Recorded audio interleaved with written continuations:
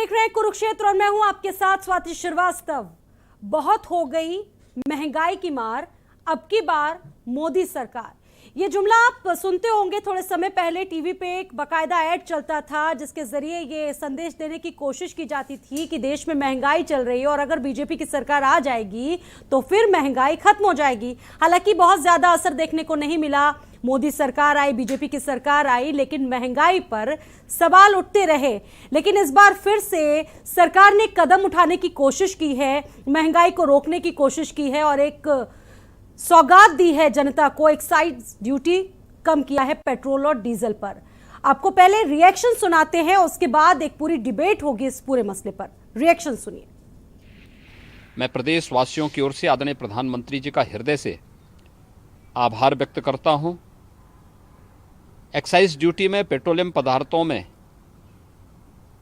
कमी करने का परिणाम पेट्रोल की कीमत पर लीटर 9.5 रुपये, डीजल 7 रुपये और उज्ज्वला योजना के वे सभी लाभार्थी जिनकी संख्या उत्तर प्रदेश में 1,67,00,000 से अधिक है, उन्हें वर्ष में 12 सिलेंडर पे 200 रुपये की सब्सिडी भी प्राप्त होगी। इस समय इस प्रकार का निर्णय लेने के लिए हृदय से आभार व्यक्त करता हूं। माननीय प्रधानमंत्री नरेंद्र मोदी जी सदा जनता के हित के निर्णय लेते हैं। अगर आप देखें, आपदा के समय किसी देश में 80 करोड़ लोगों को 2 साल से ज़्यादा समय में मुफ्त में अनाज देने का काम हुआ तो भारत में मुफ्त में वैक्सीन 190 करोड़ लगी तो भारत में लगी। इसी तरह से पेट्रोल और डीजल के दाम दुनिया भर में, जिस तरह से कच्चे तेल के दाम बढ़े उसके बाद प्रभाव भारत में भी पड़ना ही था, लेकिन जनता के हितों को ध्यान में रखते हुए इन दामों में एक्साइज में कटौती की गई है और हमें आशा है कि राज्य भी अपने अपने स्तर पर सब जगह टैक्स में कटौती करेंगे ताकि आम नागरिक पर प्रभाव न पड़े। कम करने का डिसीजन बहुत अच्छा है क्योंकि 120-25 रुपये लीटर ही बहुत ही ज़्यादा हो जाता है। एक नॉर्मल कॉमन मैन के लिए इतना ज़्यादा, मतलब पिछले 1-1.5 साल में देखोगे तो 50% हाइक हो गया है। तो थोड़ा बहुत कभी हमको राहत मिल रही है तो अच्छी बात है। एक आम इंसान जिसकी नौकरी मतलब प्राइवेट करता है तो वो इतना मतलब पेट्रोल आजकल इतना बढ़ रहा है कि वो एफर्ट नहीं कर पाता है, तो कम हो रहा है तो बहुत ही अच्छा है। मतलब एक आम इंसान के लिए बहुत फ़ायदा है। मैं तो और चाहूँगी कि 9.5 से और ज़्यादा कम होना चाहिए। 9.5 का तो कोई वैल्यू ही नहीं है ना। तो देश भर में जिस तरीके से महंगाई की मार लोग झेल रहे हैं, उसके बाद सरकार का ये फैसला कुछ तो राहत देने वाला है। इस पूरे मसले पर चर्चा करने के लिए एक पूरा गेस्ट पैनल हमारे साथ स्टूडियो में मौजूद है, चर्चा करेगा। शबनम पांडे जी हैं, बीजेपी से नेता हैं आप। सर मैम आपका बहुत बहुत स्वागत है। समीर जी हैं, प्रवक्ता हैं सपा से। समीर जी स्वागत है आपका। प्रीतपाल सिंह जी हैं, प्रवक्ता हैं आप पार्टी से। सर स्वागत है। प्रोफेसर AP तिवारी जी हैं, अर्थशास्त्री हैं। सर आपका भी बहुत बहुत स्वागत है। अजय बंसल जी हमारे साथ मौजूद हैं, president petrol pump dealer association के। सर आपका भी बहुत बहुत स्वागत है। समीर जी, शुरुआत आप ही से करते हैं। समीर जी, आप लोग लगातार आरोप लगाते रहते हैं, विपक्षी पार्टी आरोप लगाती रहती है कि सरकार महंगाई को घटाने के लिए कुछ कर नहीं रही है। सरकार ने एक कदम उठाया है, तो इस स्टेप पर आपका क्या रिएक्शन है सबसे पहले, क्योंकि आम सरोकार से जुड़ा हुआ ये पूरा मसला है। जी, सबसे पहले तो मैं 2 लाइनें पढ़ना चाहूँगा आपकी इजाज़त से जी। कि सियासत इस कदर आवाम पर एहसान करती है, वो आंखें छीन लेती है और चश्मे दान करती है। ये लाइन मैंने इसलिए बोली क्योंकि अभी जितना कल से हम देख रहे हैं, जब से मोदी जी ने ये बहुत बड़ा फैसला सुनाया है कि एक्साइज में कट करके उन्होंने पेट्रोल और डीजल के दाम जो कम किए हैं 7 रुपए और 10 रुपए, उसका जितना क्रेडिट भारतीय जनता पार्टी लेना चाह रही है वही इसी का ही हमें हमेशा से अंदाजा था, कह लीजिए। क्योंकि जब से ये पेट्रोल के प्राइसेस और डीजल के प्राइसेस अभी जो रिसेंटली में जो बढ़ना स्टार्ट हुए हैं, वो कभी 1 रुपए, कभी 50 पैसे, कभी 2 रुपए, इस तरह से बढ़ा कर रहे थे। और एकदम से उन्होंने, हालांकि आप ये गौर फरमाइएगा कि जो रिसेंट राइज हैं वो राइज ऐसा नहीं है कि 7 ही रुपए का राइज हुआ था तो 7 रुपए उन्होंने करके बराबर कर दिया है। जो राइज था वो आज भी पेट्रोल का जो कट है उससे ज्यादा है।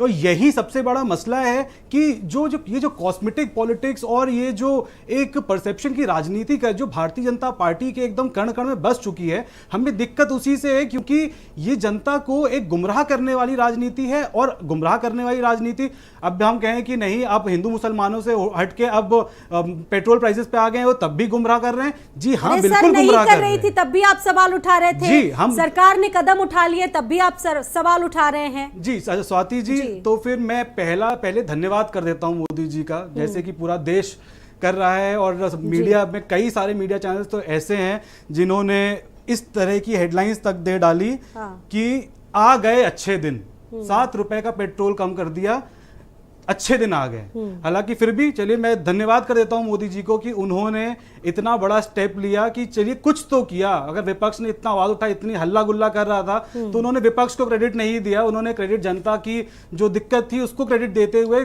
पूरा नहीं किया, जितना उम्मीद थी उतना नहीं किया, लेकिन कुछ तो राहत दे दी। लेकिन राहत, बस मैं यही कहूंगा कि राहत उतनी दी है जिससे जनता का मुंह बंद हो जाए, जिससे विपक्ष का मुंह बंद हो जाए। लेकिन राहत जो असली राहत है उस पे इस पेट्रोल के जो एक्साइज ड्यूटी कट हुई है, इससे ही सिर्फ बात नहीं बननी, अभी बहुत सारे स्टेप्स और लेने पड़ेंगे सरकार को, ये रेट और नीचे लाना पड़ेगा। ये मेरा ओपनिंग स्टेटमेंट है, आगे मैं इसके बारे में। ठीक है, शबनम जी इस पर क्या कहेंगी? सरकार ने जो कदम उठाए हैं, आपकी सरकार है, सवाल उठ रहे थे कि सरकार कुछ कदम उठाए, लेकिन मैडम सवाल यही है कि बुलडोजर तो खूब चल रहा है, लेकिन महंगाई पर बुलडोजर कब चलेगा?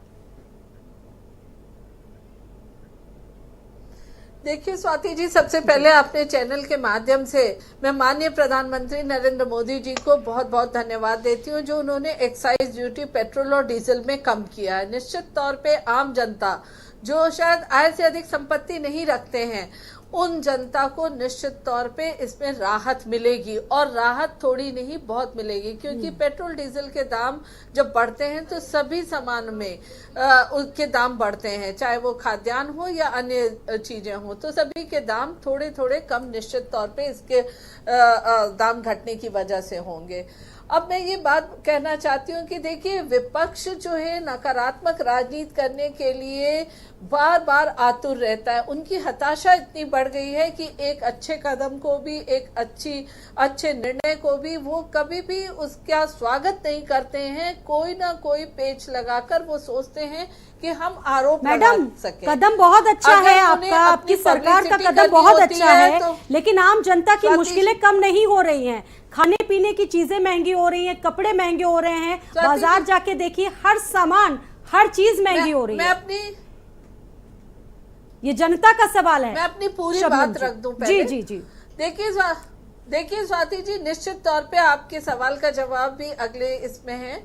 देखिए, अगर आप देख लीजिए, अगर हमारे विपक्ष के नेता हैं वो अपनी पब्लिसिटी के लिए तो विश्व के दूसरे कोने में जाकर अब मंच तलाशते हैं और सोचते हैं जो उस मंचों पे बोले हैं वो सराहना के योग्य है और उससे उनकी पब्लिसिटी होगी और वही सत्यता होगा, वो ऐसा सोचते हैं। लेकिन जब महंगाई की बात होती है या अन्य ग्लोबल इशू की बात होती है तो वो देश की सरकार को कोसने में कभी पीछे नहीं रहते। आज 4 दशक में जितनी महंगाई नहीं रही उससे ज्यादा महंगाई अमेरिका में है। 30 सालों में जितनी महंगाई नहीं रही उससे ज्यादा महंगाई आज ब्रिटेन में है। फ्रांस, ईरान, इराक, सब जगह की हालत ऐसी ही है, बहुत खस्ता हालत है। कोरोना और ऊपर से यूक्रेन और रूस की लड़ाई, कहीं ना कहीं सभी देशों में जो हम कहाँ रहते हैं, हम तो भारत में रहते हैं। मैम भारत की बात कीजिए, दूसरे देशों पर क्यों जा रही है? भारत में क्या हालात है, श्रीलंका और पाकिस्तान में क्या हालात है, इस पर चर्चा नहीं हो रही है। भारत में आम लोगों को क्या मिल रहा है, हम इस पर बात कर रहे हैं। इस पर क्यों नहीं नियंत्रण कर पा रही है सरकार? जी, भारत में तेल आयात होता है, हमारे खपत का ज्यादातर कच्चा तेल भारत में आयात होकर आता है।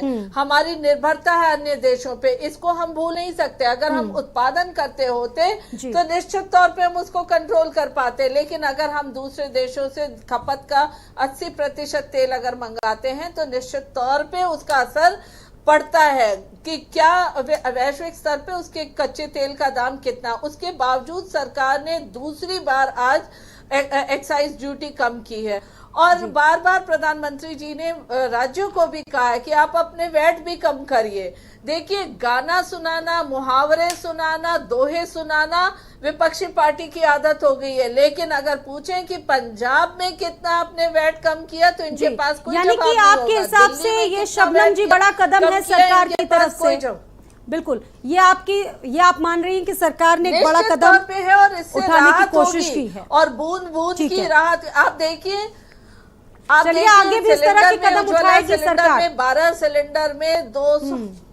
ठीक है मैडम, एक सवाल ये भी था कि उज्ज्वला वालों को देखिए, 12 सब्सिडी मिली सिलेंडर है, में 200 क्या रुपए आम की लोगों को भी सब्सिडी इस रखा है योजना का उज्ज्वला लाभ योजना। नहीं मिलना चाहिए? क्योंकि लाभार्थियों को ही इस योजना का लाभ मिल रहा है जो उज्ज्वला योजना से जुड़े हुए थे।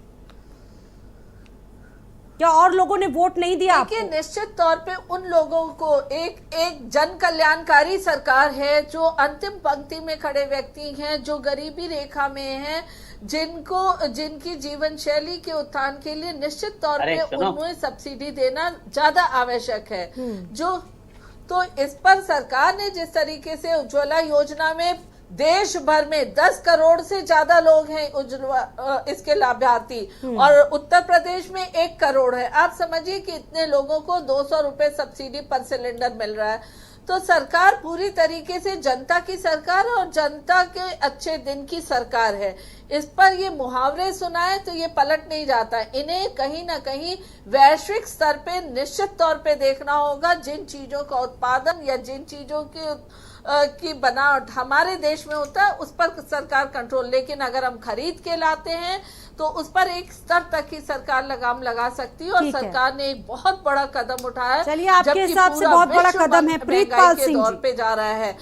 हाँ स्वाति जी बताइए, क्या कहेंगे? सरकार ने ये कदम उठाया, एक्साइज ड्यूटी कम की है, कैंची चलाई है, शबनम जी मान रही है सरकार का बहुत बड़ा कदम है, आप इसको किस तरीके से देख रही है?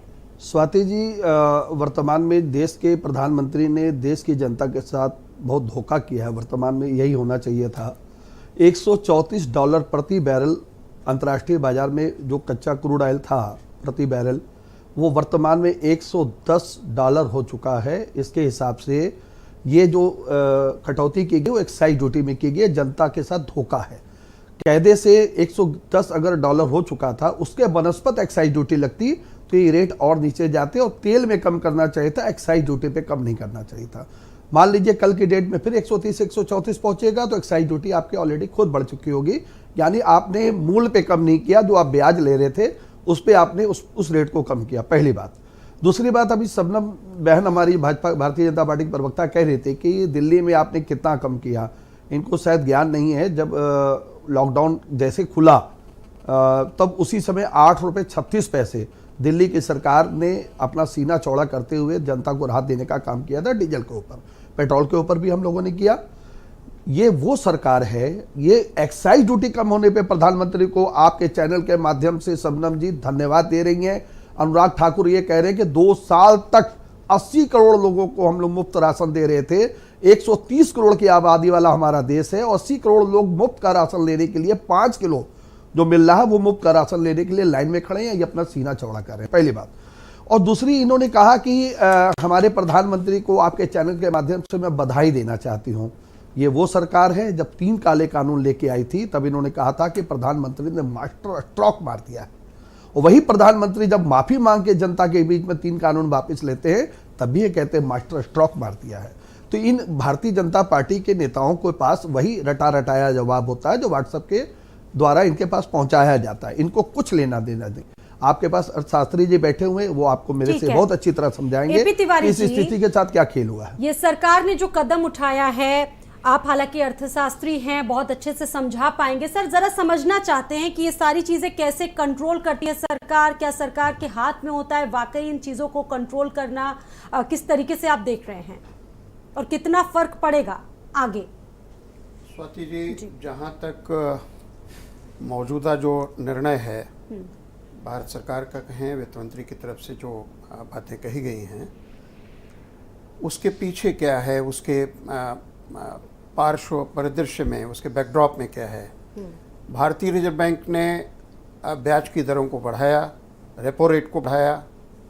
धारणा क्या थी कि जो मुद्रास्फीति का टारगेट भारतीय रिजर्व बैंक का निर्धारित है या के द्वारा निर्धारित है वो है 4-2, 4+2। अगर ऊपरी तौर पे कीमतों के बढ़ने की रीत को देखें, ढंग को देखें, तो अगर 6% से ऊपर चली गई मुद्रास्फीति की दर, अप्रैल माह के लिए इसका आकलन 7.79% का था, भारतीय रिजर्व बैंक ने कसनी शुरू कर दी, अर्थात एक जिसको हम लोग कहते हैं अर्थशास्त्र में एक हार्ड मॉनेटरी पॉलिसी के तहत ब्याज दरों को बढ़ाया। धारणा ये थी कि अर्थव्यवस्था में तरलता का प्रवाह जितना है उसको कम किया जाए। कई इसकी कड़ियां हैं। एक कड़ी ये भी थी कि रुपए की कीमत लगातार घट रही थी। ऐसे में अगर तरलता खींची जाती है भारतीय रिजर्व बैंक द्वारा, मुद्रा आपूर्ति जिसको हम लोग कहते हैं, मनी सप्लाई कम होती है या मोटे तौर पे कहें पैसा कम होता है बाजार में, तो इसका परिणाम ये होगा कि रुपए के सापेक्ष डॉलर कमजोर पड़ेगा, दोनों की पैरिटी जो होती है। तो एक बात तो ये रखना चाहता था शुरुआती दौर में ही चर्चा के कि भारतीय रिजर्व बैंक ने ये भी एक आग्रह किया था, नीतिगत आग्रह किया था कि अब भारत सरकार के पाले में बात है, भारत सरकार को चाहिए कि वो अन्य उपाय करे। अन्य उपाय का अभिप्राय ये है कि राजकोषीय नीति जिसे हम कहते हैं, मौद्रिक नीति का संचालन तो भारतीय रिजर्व बैंक के पाले में है, लेकिन खजाने की नीति या राजकोषीय नीति का संचालन भारत सरकार के वित्त मंत्रालय द्वारा होता है। अपेक्षा ये की गई थी कि एक्साइज ड्यूटी को घटाया जाए जहां तक पेट्रोलियम प्रोडक्ट की बात है। उसके साथ ही साथ जो अन्य फैसले लिए गए हैं उसमें किसानों की सब्सिडी लगभग 1 लाख करोड़ रुपए से बढ़ाई गई है। ये महत्वपूर्ण है। इसका मतलब ये हुआ कि सरकार के खजाने पर बोझ बढ़ेगा। 1 लाख करोड़ रुपए के बराबर का कर का नुकसान होगा, कर राजस्व का नुकसान होने जा रहा है जो आकलन किए गए हैं। अगर हम कम जो किया गया, उत्पाद शुल्क को कम किया गया, कस्टम्स को कम किया गया है और अन्य फैसलों को लें, तो उसमें महत्वपूर्ण है कि जो अभी चर्चा में बात आ रही है कि जो उज्ज्वला के अंतर्गत जो गैस दी जाती है उस पर 200 रुपये की सब्सिडी 12 सिलेंडर साल भर में। अभिप्राय इसका यह है कि 6,100 करोड़ रुपए, 6100 करोड़ रुपए का वित्तीय भार या राजकोषीय भार खजाने पर पड़ेगा।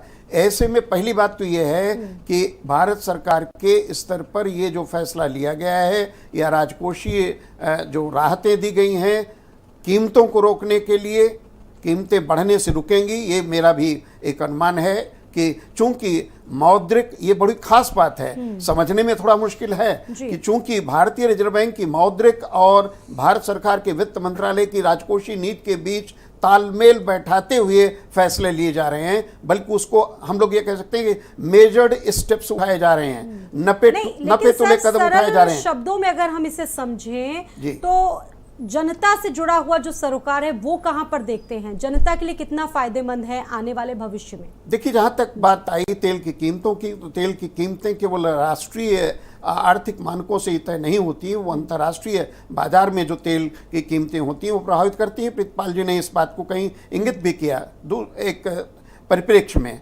लेकिन मेरा जो आकलन है वो ये है कि अगर 10% तेल की कीमतें बढ़ती हैं तो जो महंगाई दर होती है उसमें 0.4% की वृद्धि होती है और जीडीपी की ग्रोथ रेट में जो गिरावट आती है वो 0.2% की आती है। इसका मतलब बहुत साफ मतलब है, क्योंकि भारतीय रिजर्व बैंक भी इस बात से जूझ रहा है कि कोरोना के बाद तो जो रिकवरी बढ़ रही है, जो पुनरुत्थान अर्थव्यवस्था में आ रहा है, सुधार हो रहा है, उसको और आगे बढ़ाना था। लेकिन टाइट मॉनेटरी पॉलिसी के तहत उसने ब्याज दरों को बढ़ाया। वही स्थिति यहाँ है कि लेकिन तर्काधार है, राजनीतिक कारक की बात नहीं कर सकता मैं आर्थिक कारक की बात कर रहा हूं कि सरकार ने फैसला अब क्यों लिया, क्योंकि सरकार के पास जो अनुमान है, वित्त मंत्रालय के पास जो अनुमान है, उनमें ये बात कही जा रही है कि एक फिस्कल स्पेस है, भारत सरकार के पास एक राजकोषीय कह सकते हैं जगह है इस बात की कि वो इस तरह की रियायतें दे।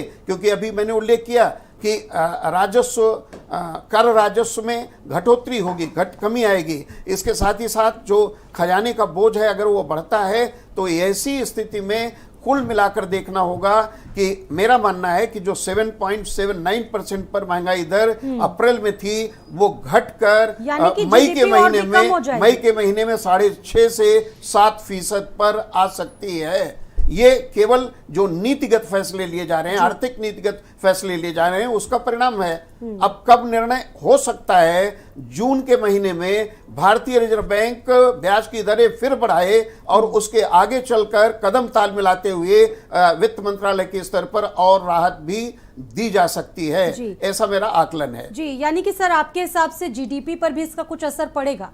जी, जीडीपी देखिए, जीडीपी बढ़ रही है इसलिए कर राजस्व भी बढ़ रहा है। अनुमान वित्त मंत्रालय के ये हैं कि भारत सरकार के पास जो वृद्धि हुई है कर राजस्व की वो 40% से ऊपर हुई है। और यही नहीं, जहां तक राज्य सरकारों की बात है तो वो भी लगभग 35% के इर्द गिर्द वृद्धि हुई है। और बहुत कुछ श्रेय इसके लिए जाता है जो तेल पर एक्साइज ड्यूटी केंद्र सरकार की है और राज्य सरकारों के स्तर पर वैट की स्थिति है। लेकिन अब केंद्र सरकार ने ये अपेक्षा जरूर की है राज्य सरकारों से कि चूंकि संघीय ढांचा है, भारत राज्यों का संघ है, इसलिए राज्य भी अपने स्तर पर वैट को घटाने की नीति का अनुपालन करें। अगर ऐसा होता है तो मैं समझता हूं महंगाई दर को थामने में और अधिक मदद मिलेगी। ठीक है, अजय बंसल जी। मैडम मुझे निकलना है, सॉरी। जी अजय बंसल जी। हाँ, मैं निकलना चाहूंगा, मेरा टाइम हो गया, मुझे दूसरा कोई वेट कर रहे हैं, काफी टाइम लग गया आपका। सर छोटी सी एक प्रतिक्रिया दे दीजिए, उसके बाद आप जा सकते हैं। बोलिए, जल्दी बोलिए। जी, क्या कहेंगे सर, जिस तरीके से एक्साइज ड्यूटी कम की है सरकार ने, किस तरीके से देख रहे हैं? ये टेम्परेरी एक फर्स्ट एड किस्म की काम किया गया, इससे कोई, मुझे लगता है कि इसमें बेसिकली प्राइस अभी बढ़ने हैं और जो इंटरनेशनल प्राइस और हमारे डॉलर की कीमत, जो क्रूड बास्केट का दाम है, उसके हिसाब से अभी जो दाम है वो अंडर रिकवरी अभी भी बनी हुई है उनकी ऑयल कंपनीज की। इसमें ये जो एक्साइज कम किया गया है ये एक सराहनीय काम है, सरकार ने अपना काम कर दिया, बाकी काम और होना बाकी है। और सबसे बड़ी बात है कि जब तक हम 85% क्रूड इंपोर्ट कर रहे हैं तो उसको हमें अपने डॉलर और रुपए के प्रति जो हमारा रुपया कमजोर हो रहा है उसका इफेक्ट जो बहुत जबरदस्त हमारे दाम पे पड़ता है। दूसरी तरफ हमारा जो मेन क्रूड का जो दाम बढ़ रहा है उसको कैसे डेली बेसिस पे जैसे चल रहा था उसको होल्ड कर कर जो अकोमुलेट हो गया, बहुत 21 रुपए के करीब अभी जो ऑयल कंपनी से बात होती है 21 रुपए के करीब था, उसमें कोई राहत नहीं मिली। तो हमें लगता है कि दाम को कंट्रोल करने का सिर्फ एक ही तरीका है, इसको जीएसटी मिलाकर राज्य सरकार और केंद्र सरकार का जो ये झगड़ा है कि वो कम करे ये कम करे, इसका सिर्फ एक ही निवारण है कि उसको जीएसटी मिलाया जाए और वन नेशन वन रेट की थ्योरी पे पूरे हिंदुस्तान में जम्मू कश्मीर से कन्याकुमारी तक एक रहे। जहां तक कि एक्साइज घटाने की बात की है ये सरकार ने किया और हम लोग बहुत इसमें आहत हैं। 2000 करोड़ रुपया कल एक्साइज के नाम पे डीलर्स के ऊपर नुकसान हुआ, क्योंकि एक्साइज के ऊपर हमारे कोई हम लोग क्लेम नहीं कर सकते हैं। जो हमने डिपो प्रोडक्ट उठाया 72,000 जो हमारे डीलर्स हैं उनका कल संडे, आज संडे होने के कारण कल जो स्टॉक थे वो वैसे भी डबल हाइट रखते हैं, क्योंकि आज छुट्टी है तो डिपोज के ऊपर सप्लाई ज्यादा रखते हैं। और रात को पिछली बार 10 रुपया घटाया गया था, उसके भी झगड़ा चल रहा है हमारा, क्योंकि वो डायरेक्टली लॉस डीलर्स के ऊपर आया। वो भी सरकार हम लोग डिमांड कर रहे थे कि ये ठीक किया जाए और सडनली एक और ये हजारों करोड़ का हमारे डीलर्स पे अननेसेसरी एक नुकसान पड़ा, जिसको कि हम लोग किसी तरह से चाहेंगे कि सरकार देखे।